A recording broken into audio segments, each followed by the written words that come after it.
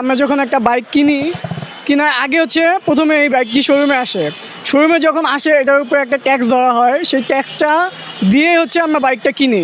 দেন হচ্ছে যখন রাস্তায় নামানো হয় বাইকটা, আমরা ওই বাইকটার উপরে ট্যাক্স দিই রোড পারমিট হিসেবে, যেটা রাস্তায় চলাচলের জন্য। সেটা হচ্ছে আমরা সরকারকে, গভর্নমেন্টকে দিয়ে থাকি। সো এর পরবর্তীতে হচ্ছে আমরা যখন রাস্তায় আমাদের নিজেদের জন্য হচ্ছে লাইসেন্স করা লাগে, সো লাইসেন্সও আমরা ট্যাক্স দিয়ে থাকি। সো একে একে আমরা 3বার ট্যাক্স দিচ্ছি। সো এই জন্যই আমি বলতে চাচ্ছি যে অতিরিক্ত করে আমরা কেন দেবো, কারণ এটা তো আমাদের উপর ধার্য করার বিষয় না। আমার একটা বাইক আছে, সেই বাইকটা আমার বাসায় থাকতে পারে, আমি বেকার হতে পারি, আমি স্টুডেন্ট হতে পারি, আমি নিম্ন আয়ের শ্রেণীর মানুষ হইতে পারি।